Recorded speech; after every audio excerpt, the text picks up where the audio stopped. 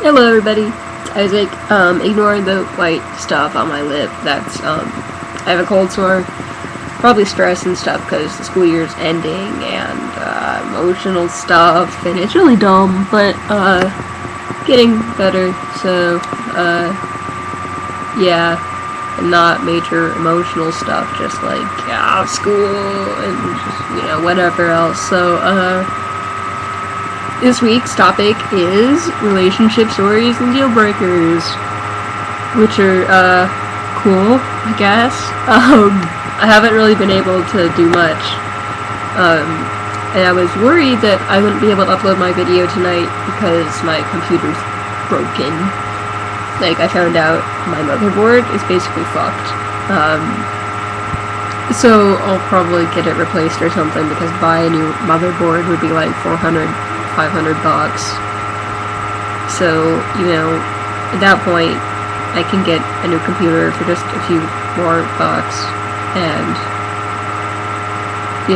there's not much point, so, probably gonna do that. I'll probably just wind up selling my old one, so, yeah. But it was working tonight to send a video because it was going to be at the shop today, but it didn't go to the shop because my dad just talked to the Apple guy and, cleared everything up. So, yeah, that's my long story. Alright. Oh, also, I am 3 weeks on testosterone. Got my second shot this past Sunday. I'm getting it every other week. Still at the same level, which is like 0.5 milliliters. Yeah, that's going really well. My voice is dropping and stuff, but I guess this is all stuff I can have on my transition channel. Relationship stories. Well, I was gonna say I don't have many, but I actually do. So, hi. Most of them are pre-transition. I generally don't I don't count them as much. I mean, I do count them, but, if people ask me what, if I were to, talk about the sexual orientations of the people I've dated, I would just say that I've only ever dated pan people, or queer people, or people who just don't identify for whatever reason, because I don't count dating straight guys as part of that. I dated guys who happened to be attracted to women before I transitioned. Doesn't mean they're suddenly gay or anything, though. I had a few of them have heart attacks and be like, oh my god, I'm secretly gay. But that's not what happened.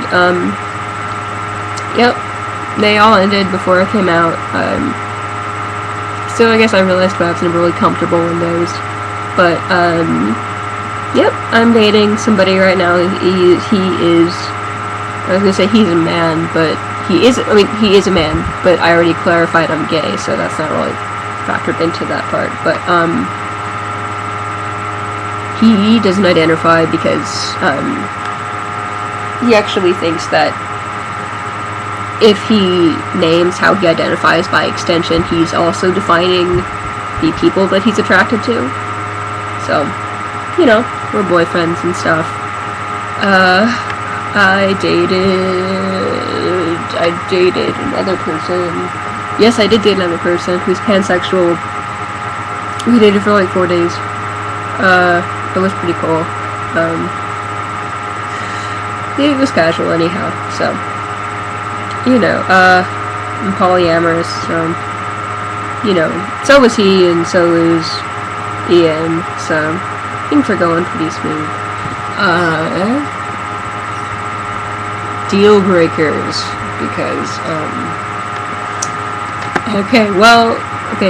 this might sound really weird or just not relevant, but, if you're rude to waitstaff at restaurants, or, at retail places, I will be pissed off. And I'm just saying, unnecessarily rude. Yeah, if they're just being an asshole to you, then, yeah, you can be rude, but, if they're just they're asking you what you want to eat, and they, mess up the order or something, or, just very minorly, people who ask for no lettuce, and then they get lettuce, and that's the only malfunction in their, like, order, and then they throw a fit, and you're like, I want to talk to the manager. I'm not gonna date you, because that's embarrassing, that's rude. Like, wait staff make so little, and, you know, people on the wait staff, like, servers rely a lot on their tips, and if you're just gonna get them a lousy tip, then don't even go to the fucking restaurant. Like, really, just heat up a can of beans, you know.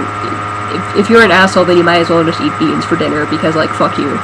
If you don't, you know, if you aren't decent to wait staff people. Deal breaker is if they are not trans friendly, understandably. Deal breaker is if they are, I was gonna say heterosexist, but how are you dating a boy, and you're a boy, and you're homophobic? That does happen sometimes, but you probably aren't going to be dating me in that circumstance.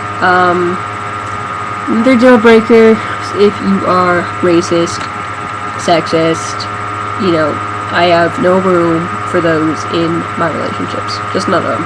Like, you can go, just, no. You are not doing that if you're dating me. No. You're not being racist, or sexist, or ableist, or, like, any other ist. I will give you warning shots. I'll say, like, hey, dude, cut that shit out. But I'm not very light on it. Because I should not have to go easy for oppression.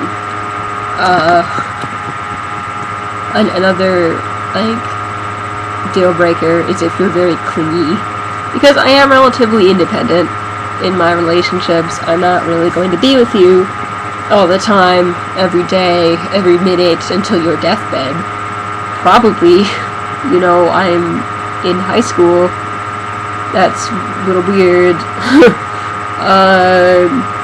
I'm going to college in like a year, so I'm not planning on dating anybody from high school when I'm in college. It could happen. You know, I'm not completely closed off to the idea, but I don't see high school relationships or relationships with people in high school for me as being necessarily anything, like, incredibly important in life. And, like, they're important in the times in which I'm involved with them and stuff, but in the grand scheme of things, they're relationships in high school. And, you know, I'm not going to be in high school for very much longer, and yeah. I'm generally not, like, in love with people at my high school. It just doesn't really happen very much. If you're like elitist, and you're like, well, I'm a very posh person. Look at how posh I am. Look at how posh I am. These, you know, these like nail clippers that I use to clip my nails, they cost me like $75. They're made of real gold. I'm not gonna date you. I'm sorry, that's obnoxious. You know, I might date you and just make a vlog like shit this person says, but like, no, that's just ridiculous. Owning like expensive things isn't like a flaw. It's just when you're like, oh my god, guys, I got this bracelet right here. It was like $2,000. Oh my god, it's really great. I love my stuff. Like, I really like my stuff, but it's not incredibly important to me unless it has some sort of sentimental value. Or is my computer, because I need my computer for shit. And if you're like, I frequently have this issue with people when I'm trying to talk about politics with them, is they get all like elitist and pretentious on me, and I'm really confused, because if you're complaining that nobody likes politics anymore, and you're going and you're like, well, you know, you can't debate with me unless you know all of this stuff, and I'm not going to educate you ever. You know, but I don't mean that to say that people have to educate you, because people don't have to educate you. People in oppressed minorities do not have to educate you on their oppression. That's voluntary. They are not required to do that. You have Google. Google that stuff. But I'm talking about if you're just being pretentious and if you're like, well, debate is a grand old skill, and it originated back here, and only I, or people of my level and my expertise, can debate with me. Then no. You don't do that, okay? You just debate with people, and you reserve your right to be sarcastic if the person is just honestly being an asshole. But there's a difference between ignorance and bigotry. It's a really big difference. Ignorance is just not knowing something. Bigotry is it's not willingly being ignorant. Oh, that's a faction of it, but it's also like outright hating somebody for something. So, big difference. But my video is 11 minutes, so I'm going to leave now. Alrighty, bye.